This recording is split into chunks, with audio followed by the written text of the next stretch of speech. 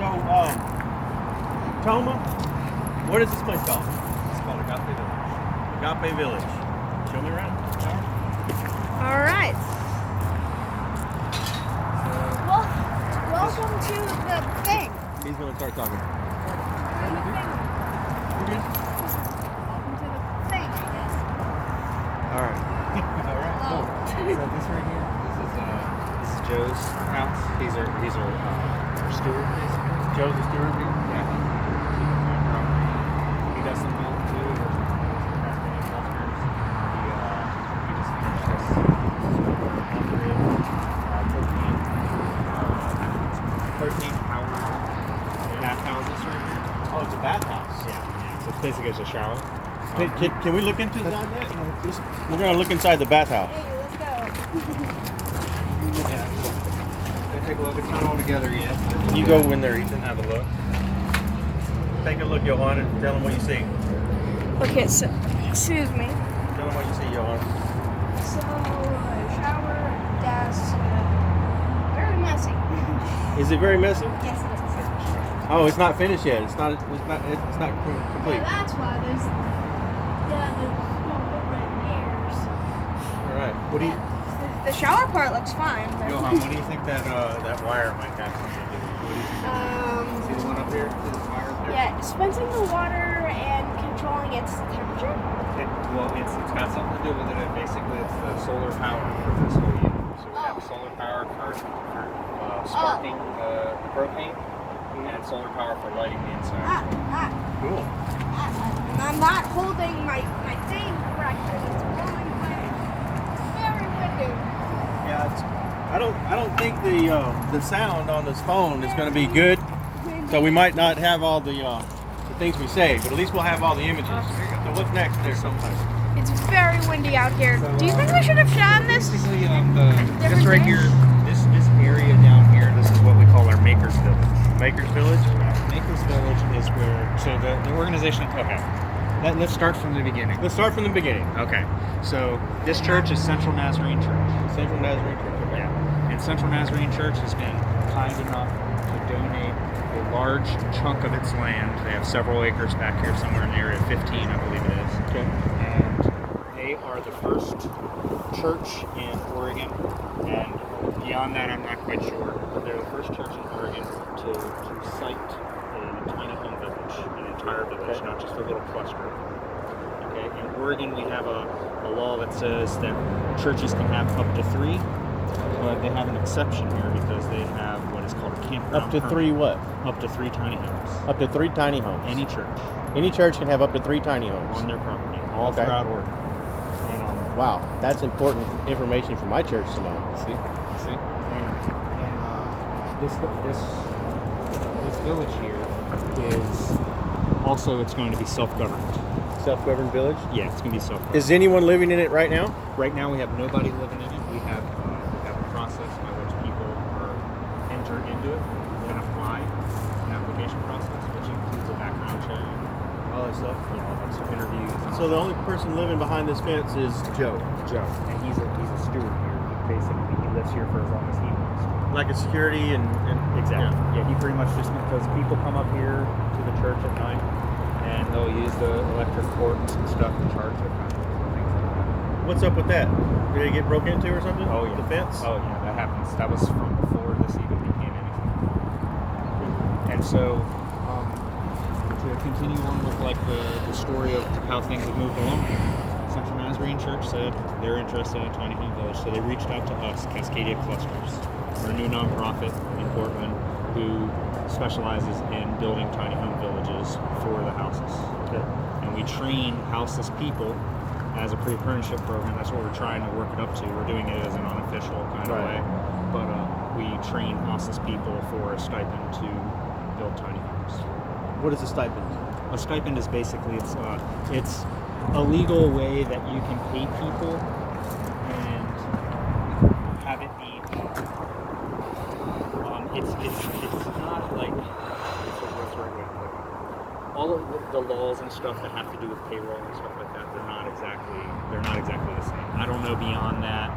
So So how much is the stipend? The stipend's actually above minimum wage. It's $15 an hour. $15 an hour. Yeah, Okay, cool. yeah. And they don't work a 40-hour week or anything. They work for 6-hour days. 6-hour days for 5 days a week. So that's 30-hour week. Yeah, it's a 30-hour week. You know what the union's trying to get? What are they trying to get? They're trying to get a 30-hour work week for everyone. That's a good idea. And we want to raise money, raise our pay, work 30 hours, we'll get more people. So this is right up the union's alley. You've heard about, like, over in Europe, how, I think it was Italy, they cut their work week down 5 hours, and they want to see what happened. But the Same amount of conjunction stuff. stayed the same. Yep. But people are happier. Exactly. You know? So what are these? So this is the Maker's Village right here, and this is basically a place where we take all of these pods, we call them pods because they don't all have plumbing and stuff inside them. We take all of these to the different sites where we will build a village. So this sea container over here, the shipping container, this is where this is where we build a shop. So we got all the tools in there, it's solar powered itself too, we got solar lights in there and everything. Where did the solar stuff come from? So Was it donated or did you buy it? we bought it, but we bought it at a discount, and because of the fact we're a nonprofit. But the way that the whole solar thing started was Andrew Olshan. He's the founder of Cascadia Clusters. I'm the project manager. He basically started this with his son, and his son Solomon was on a robotics team at Captain Gable School. Okay. And he got tired of making robots that just smash robots. That's all they did. You wanted to do something that meant something. That meant something that would help people. So he said, okay. So one thing I've noticed, because they were volunteering, they started working and building houses at Hazelnut Road. That's how Cascadia Clusters started. I met them there. He realized walking around at night, people always had headlamps on them. So that's the way that they got around at night. So he's like, why don't we do something to give them light? Yeah. So he made the juice box, is what they're called, Yeah. which is an RV battery in box, and it's got a light on the face of it, and it's got some, basically they're like the car. Bob showed me some the other day at Hazelnut Village. Okay, So I got them on video. the ones we got here are the 3-pointer. So Okay. that's 1 Can you show us one? Are these locked? They are locked right now, and they actually, until recently, they were inhabited by some of the Grovers. Like, so Bob and Jesse were actually living over here. Okay. And so they have the keys right at the moment. Okay. But you will be, once we have the tour here on the 17th, we'll be able to. There's a tour here on the 17th. on the 17th. Yeah, Who's coming? Yeah, so it's a fundraiser, but this is one we were talking about, the $40 ticket. Yeah. Oh, okay. I thought that was tonight. No. What's happening tonight? Tonight is Do Good's fundraiser. Do Good is the service provider for the new Hazelnut Road. Okay. Do Good fundraiser. That's where we're going after this. All right. So It's more comfortable this way. We might be able to. So can you walk me up here and give me a thing to talk? More comfortable. Yeah, All right, we're gonna walk, so it's all yours. No. Well, that's fine. I'm just gonna let him run. Okay, so what's That trailer over there, that is basically, like you see this one right here, see how this is just throughout Portland, you ever driven around and seen like RVs and stuff just parked on the side of the road? They look kind of not in really good shape. Yeah. Those are basically houseless people. Like they're people that would be likely to move into a village like this. They're on the edge. Okay. They're not living out in the tent, but they're on the edge. Well, what happens is a lot of the time the police will tow their vehicles and confiscate them. And so these trailers like that, they end up in lots just sitting there, and nobody wants to buy them because they're in too bad a shape to actually live in or do anything with. So we buy them at a discount, we strip them down. Okay, so your materials are I coming had a from flatbed on the the broken road. down trailers. Okay. That disappeared. Okay. I had a flatbed on the road that I was going to build a tiny house on that disappeared. I didn't think about it. It might have been the police that took it. Yeah, very well. So I need to check the impound yard. I made a police report about it. This was back in January when we got back from our camp from Christmas. So Oh yeah, that was that. I figured it was stolen. Was it on the road? It was right there next to the church that I live in St. John's, and it was on the road. And we were going to use it for a float. It's stolen. I'll definitely call and check the impound yard. Yeah, you should. So it's all you, Johan. What's that? Okay, so that is actually what do down there?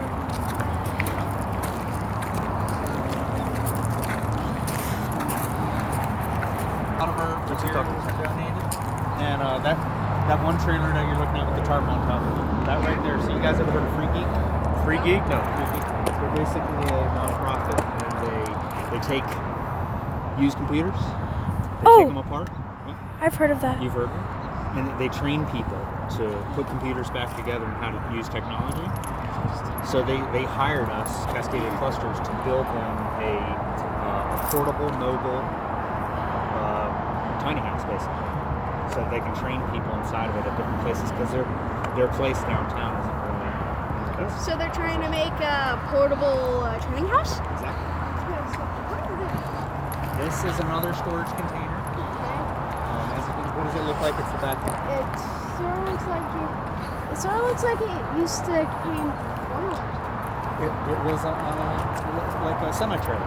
Okay. You know what I mean? Like, can you imagine a little semi truck being up here driving around? Yeah. Right up here? This would be the front. Yeah. So right now we're using it for storage. It's full to the brim all the way up to here. We've donated $4,000 worth of donated insulation, the most expensive thing on these. It's like styrofoam or foam, rigid foam or loose insulation. It's a mix. So we found a place where they basically had they got a warehouse. Well, And you know how these big construction sites do, they overorder or whatever. it's overstocked. Overstocked, and they're just getting jammed up in their place. And we said, look, we've got some building code that we have to adhere to, but we can mix up our values if they're within a range, you know. And we'll put plastic on it if it's unfaced. If it's faced, we'll put it up. We'll mix it up. It doesn't matter. Sweet. Fair enough. Alright, so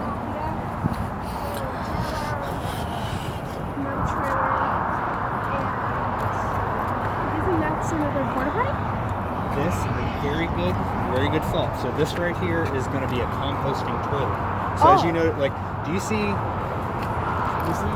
any electric poles around here or anything like that? Nope. No power. How do they get internet? The reason being, you don't right now. And now that the reason, so that's why we do so much off-grid stuff, like at the Grove. Right. They don't have any utilities there. Right. And here, imagine, like, you probably have an idea about some of these prices for utilities. So imagine running sewer all the way up here. 50 grand. Exactly, that's exactly how much it costs. It's about 50K. And then the electric up here, the water up here, all that. So, I was just about to ask if someone living in there. This is Heather. Sorry, we didn't mean to invade. We're just doing a tour. We're just doing in the middle of we're just doing a little news parody thing. I was just to say, just like, that was. So Heather Alrighty, used to live up there. Just up there under a tree. She used to live up there under a tree in her tent with her partner Josh, who lives in there with her now. And she's another steward and an employee of Cascadia Clusters. So she's right now being trained to be a part. Cool. I'll go over here. Right. Where do you want us to go next? You're leading this tour. Why does that have safe house? It's a safe house because it's going to be a kind of like the guard shack. Okay. These pods are where they're going to be. They're their spot where they're going to be lived in. That's where we're going to be living. Yeah. They're all built here, right where they stand. You see those two on the right? Look at those two on the right. They have tieback on them. They Yeah. look a lot like the ones that the carpenters built for the veterans. Is that where they came from? No, that's so. But the same. It's the same concept. Do you know about the Clackamas carpenters, County. the Clackamas Village? Yeah. So the carpenters 1503, 146, and Sisters in Brotherhood were all out there building those. Yeah. Your show. So I'm guessing that this is the main area of where most of the houses will be. Yes, sir. Get Johan when he's talking. Okay. Sorry. I'm so cold. Yep. And then we got that rift really sticking out like a sore thumb. So what do you guys think that this space was before it became a tiny home? A parking lot? It was a quarry. Do you know what a quarry is? No, A quarry is a place where they dig rocks up to use for construction. that's what I see on the some little influence or whatever. You see. I worded that wrong. You look up there. You see those rocks up on the hillside there. Uh-huh. Those rocks. Yeah. That right there, that's called basalt. And you'll see it in a bunch of old buildings downtown. If you look at the buildings downtown, some of that basalt that's downtown came from here. Can we look inside of these? Absolutely. Pick, Alright. pick one. Let's go look inside it. What's a good one of those? Yeah, This is the one. This one we were talking about before, with all the laws and stuff, the codes that we were trying to adhere to that we didn't know were changing and all that jazz. So you tried to build this to code. It is built to code more or less. The code at the time. The code at the time, which says a couple things. One thing the code at the time says is that it has that all of your structures, like even a house, your residential house, has to be the eaves from eave to eave has to be 10 feet apart. Okay. So in order for us to get as many, you'll notice that some of these, if you look at them just from your own sense of measurement, you're going to tell that they're not 10 feet apart. If they wouldn't be 10 feet apart if they had the full eave. These are actually, they don't have their full Oh, so eaves. you're talking about from here to there needed to be 10 feet apart. From this eve to this eve right here. No, I mean this eve to that. Okay, side to side. That's what I thought you said. Yes, Okay. sir. Yes, sir. So They space call them- between the Yes, and they call those setbacks. Okay. Setback is just property lines or structures. yeah. And these, they have, if you look down there on the ground, see that 2x4? Yeah. Yeah, I can do those. It's like a little wall going Yeah. back there. Yeah. That right there, that's one of our removable eaves. I'm not finished yet. But Okay. we're putting those up so if you stand over here, imagine the rain's coming down, Yep. right? If you had this window open like it is now, if it's raining with a little bit of a rain, do you think the rain's going to end up on the inside? Maybe. It probably would. It's just imagine just a little bit of wind is going to make it hit there and it's going to get inside. So you don't want to open your windows even if it is nicer outside but raining. Okay. So we got a 3-foot eave that we're adding, but that would violate our 10-foot separation. So we're making them removable in case the fire marshal says you guys got to be 10 feet. Okay. But it turns out we may be able to be as close as 3 feet. Okay. But at the time of building these, we didn't know. No, I want you to roll it. It hurts. Huh? It hurts? to wear. How about this? Yeah, Dad's used to it. Now we're going inside. Come on inside. Now, That's a very big step. do you need your dad to help you up, or you? No, we can just. I can just. Is this like a loft one? Yes, You put the camera in there. On the outside, it looks pretty good, but on the inside, we can obviously tell it's So unfinished. what's underneath the loft? Because it goes in, but Uh-huh. this is a wall there. You see that sticking up? So there must be a hidden room there. It's a partition wall, and from the back, it's the design is to have a place for a garage, basically. I thought For your like. bicycle? You have your bicycle. A so you bicycle garage. You don't mud up the inside of here, right, with your wet bicycle. And then you know how a lot of homeless people you see them walk around cans and stuff. Yeah. If they don't gotta live with that stinking fermentation in there. You can store it. Store it. How do you get into it? Is it on the backside? Yep. I thought where like for that, I thought that was gonna be like there was gonna be a ladder and you could climb up there and that would be your sleeping space. There is, and Oh. they're designed already. Okay. If I was able to let you into those houses down there, you'd see the Okay. models for those. Okay, no. So back here we'll have you see how it's all closed off. So this is where you'll put your bikes and stuff. Yep. Yeah, we actually took a bike on end and measured that, and that shows you about how tall this is. It's basically the height of a bike. I always wondered what is with that pink stuff. Well, that's called it. Well, what's that called, Dad? What is it? The pink The- stuff. Pink stuff. Let me see. Pink fluff. All right, put it on camera so we know what he's asking. That's called itchy. No, it's insulation. Yeah. It's insulation, and if you get it on you, it's itchy. Yep. And do you guys know why it's itchy? Because it's made out of styrofoam? You're getting close. Fiberglass. Yeah, and so it's microscopic and it gets right in your pores and it stabs you with little teeny needles. So one last thing that's special about these is that we made this design not only with building code in mind, but we also made this design with the possibility that the city would sweep this village. Do you guys know what sweeping means? They'll take the land from under you? It's very close, very close. So sweeping Taking means everything. sweeping means like if you ever seen houses, people living out in tents. You see Yeah. them one day and then you see that they're gone. Yeah. They don't always leave on their own. Sometimes the police say, "Get out of here. We don't want you here." So I actually have a story with this. It's where I'm living. There's a giant area in tell the story. the backyard, and homeless people were getting back there. There was like a fence and a bunch of stuff that pokes you on in the cul-de-sac. But somehow they got in there and were starting to make a camp. And a couple hours after we found out that was the thing, the police came and forced them to get out. But the homeless people had a good fight. They were able to stay there for like a couple hours. No, it was a couple of weeks. Oh, yeah. That camp was there for a couple of weeks. You know, and I went out there and talked to the people in the tent because it was right next. There was their backyard, and then on the other side of the fence, they set up this camp. And and I was trying to reach out to them and then reach out to the neighbors to try to because there was a big conflict, but they wound up getting swept by the police out of there, and I couldn't convince the neighbors that they were just people. And so the neighbors were angry and up in arms because their little cul-de-sac, they find drug needles and stuff all the time because it's been a known place that prostitutes can go to have their johns and then shoot up, and so because it's down in the cul-de-sac, But now, and so but there's a big wide area there right next to the interstate that is all fenced off. But they got the fence fell down, and they started. But I think it'd be a great place for a village like this. Exactly right.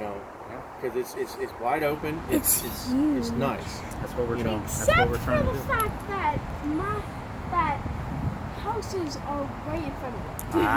So this is this is something that we're talking about. So there's this. You ever heard what NIMBY is? No. Nope. It's an acronym. Acronyms just mean it's one of like MMA is an acronym. All right. Oh, I know acronyms. You know acronyms. So what does NIMBY mean? NIMBY means not in my backyard. Right. That was the problem there. Yeah. So people always want to solve things, but they want it in someone else's backyard. Right. They want a problem that we have in this country, from my perspective. I'm not saying this is the truth, but it's my perspective that we're what you call paternalized. All right, which means that we act like we're children, and the governments are the parents. And we wait around for them to tell us what to do, and we give them money to tell us what to do. But what people need to do, instead of saying not in my backyard, is they need to take responsibility for their brothers and sisters and neighbors and say, you have a problem, whatever it is, it's partly my responsibility because you're like me, you're my brother, you're my sister, and I should love you, basically. Yeah. And So rather, they should just take the "in" off like in the the front of the Bible? acronym and say "in my backyard." exactly. Like in the Bible, do unto others what you would do unto what you would like them to do unto you. I think it's Exactly. Yeah. And all the The golden rule. religions. All the religions, they got something like that. Yeah. In the religion. and even people who don't follow religion have something like that. I They think. do. They call it ethics. Ethics. So is there? I kind of interested in looking at these pods that are similar to the ones that we built. Where did you get those from? Because we got from the same. Were they like the leftovers? Or? So you guys, we have the same stuff. You have the other pictures on there, the folk festival. These trusses. This is called the truss house. Okay. And they took all of these trusses basically, and they put them into a design, and they made the. That's okay. No, Don't be embarrassed. I'm not Be very careful, athletic. boys. Be careful. Okay. Don't get up against these walls because the nails are sticking out. Okay. Yeah, it's not done yet. not done Okay, yet. so We got a while to go. I can see the writing, But so one of the think things. clothes are gonna go there, maybe. So one of the things that I noticed when I'd seen the first model of this, was actually done in Kent Newman's Village. Right. All right.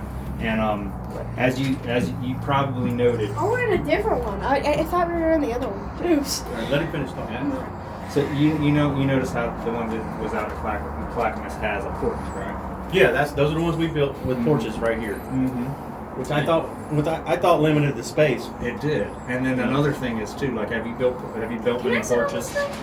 You built porches before. Yeah. I mean, what's one thing that you got to do about porches for the rain? You got to seal them, and you got to treat them, you got to paint them, and you got to maintenance them. And you gotta tilt them from the house. Oh yeah, and they got to be sloped. There ain't no slope here. Right. So the problem that they were ending up with there was that the water was infiltrating into the houses and stuff. So I was like, all right. So we solved the problem that you saw with with the space thing. We added a little bit extra space, but then we brought that porch inside so that we didn't have to worry about flashing details and water infiltration and stuff like that. Right. I always thought that porch idea was a bad idea. Yeah, I mean, yeah, how much time are you going to spend out on a porch in the wintertime? Right. It was silly. It made no sense to me. But that's okay. There's people with good intentions designing it. They just didn't, they weren't thinking from the perspective of somebody that had to live there all the time. Right. And we added another window to it. They didn't have to.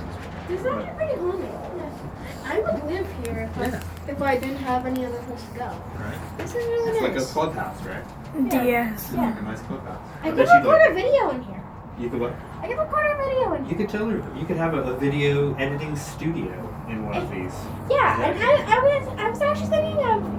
I was actually thinking when I'm older I could like buy an old storage thing and like turn that into like my house, to like my own living space and stuff. Have you seen the pictures of people doing different versions of that? Have you seen it yet? No, I haven't. But I was just thinking that would be really cool. I could plug up my computer, maybe get some electricians and get some electricity in there, plug up a computer. Yeah. You could do it yourself. You could do the electrical yourself if it was on your own property. If you got the permits. Yep. All right. But I have no idea how to do that, and I probably won't when I'm older. Little guy over here. You know this guy. This guy knows a thing or two on Me? Oh yeah. Oh. All right. So take us down to these that are different. Why are we got? Just like with 3 different designs, 4 different designs. Okay, so when you look at the one, we have 4 different designs, and the reason that we got these 4 different designs, unlike the other ones like Clackamas, the reason that they all look the same is one thing you know from commercial construction is doing all the same thing is less expensive. Right. Because your efficiency's higher, everybody can learn it real quick. But the different thing, another different thing and that's special about this village is the fact that this one has 0 public funds. In other words, 0 tax dollars are paying for this village. This is all from private donations. Okay. All right. And so this donation right here, you guys, if you don't know him, I bet if you ask 1 in 10 people would know who the guy is that donated this. And this is Tom from the Rebuilding Center. The Rebuilding Center is a nonprofit that salvages the materials from buildings and takes in donations from large construction sites and stuff, and they resell them to the public. So they recycle it, and they give people access to building materials really cheap. Can we keep this? I found it on the floor. Sure. Look at this siding here. Does this look familiar? Yeah, it looks like it our does. house. It looks that like one whose now? house? Our house. Our house. But this is actually, I didn't notice your house having this siding. I don't think it does. This is the same siding that's in the house next to the church. What do you guys call that? Do you know what it's called? This is the cedar shingle siding. It's the same as the house next to the church. So, where are we at here? Right here, what we are is this is the same one that you saw us build. And it's the same slanted slope. It's the same slanted slope as the other. And the thing that I didn't get the last thing I didn't tell you about them was the reason. Remember we were talking about sweeping and Yeah. the potential of this village being swept. Okay. Well, one thing we wanted to do is make sure that all this effort and all this donated materials wasn't thrown away if it did have to be swept. So if we had to get in here with some forklifts, get these out of here, we could. And one thing that makes it such that you can do that is you got to make sure that the width is under 8'6". 8'6". Okay. That's another reason for removal of eaves, and the height is 13'6". Okay. But if I was going to go from this skid, so this would be the bottom basically. This skid here or that skid, and measure to the tip of that roof once we had the roof on, it will be above it.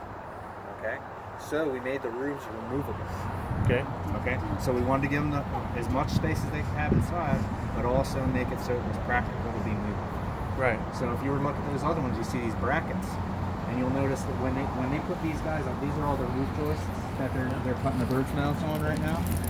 They will not actually. There will be 0 nails going into these top plates. Can I see some plate? I say purple's my favorite color, and that this is a really pleasant purple. That's pretty good purple, yeah. Yeah. What is What's this coming what is this? This is a temporary scaffold. Oh, okay, temporary scaffold. Okay. Yeah. I know what that is. I don't. Okay, so scaffold is where you build something temporary to get so you can reach something that you can build for permanent. And so if you can't reach it, you got to build something that's safe and sturdy like this, so you can work off of it So it's instead of a ladder. Because if you had to do that on a ladder, you had to put a ladder here. You had to move it, put here, move it, put here. But if you build this, you don't have to keep moving the ladder. So it's basically like a temporary workbench. A temporary workbench for your feet. There you go. Yeah, that's a good way to put it. Yep. Why does that look higher than the other ones? It's an optical illusion because there's no roof. Yes. Oh. When you open, have you ever seen a restaurant where they got mirrors all around the outside? Mm-hmm. It's to give you the illusion of openness. It makes the space look bigger. And it's the same thing here. You can see through the back wall. But once I put that wall in, it's going to get smaller and smaller. It's just like the other one. Yeah. All right. So this is also the same design. Yes, sir. Same one. Now so here, another thing that we have going on here that's special that helps us at Cascadia Clusters is we don't just we had over 300 volunteers this summer. All right, but we didn't just have like little groups of volunteers that come and went. We developed relationships with several groups that have been coming back over and over again. On Fridays, we have 30 people that show up every Friday, and they consist of Tivnu, which is a Jewish gap year program for kids they're in between high school and college. So we got like 7 of those kids that come 4 days a week. Every Friday at what time? They come every Friday from 9 till 3. Okay. But they're also here Tuesday through Friday. Okay. It's part of their class? It's part. It's kind of like it's a thing that their parents sent them to do as a volunteer experience. It's right here. Sorry. I was trying to adjust it. I wish you wouldn't. But keep going. Because every time you put this on, I have to readjust it. I'm just gonna. I'm sorry. Quit saying sorry. It's fine. And we also we have another organization that we partner with, Again? and they're called Union Gospel Mission. Union Gospel Mission. Familiar with them? They're a church / nonprofit here in Portland, and they serve adult males who are in recovery from drug addiction, and they use volunteerism as a way for them to recover. They're with us most Fridays, and then lastly, most Fridays we also have a group called Oregon City Service Learning Academy, and they're a group that is basically it's a high school for mostly at-risk youth, not all at-risk youth, but most. Johan, remember I'm paying you $20 to be the commentator, professional, and I'm paying him $20 for a thing. So let's try to keep it professional. Remember what the payoff's going to be. I'm just like, is this stable? It's totally stable. Does it feel stable? Okay. Yeah. Well, kind of. And Oregon Service Learning Academy, they come here and they help out too with the youth. And these kids, what they do, what the aim of that school is also to use volunteerism, not only as a way to grow, like emotionally and stuff like that as young people,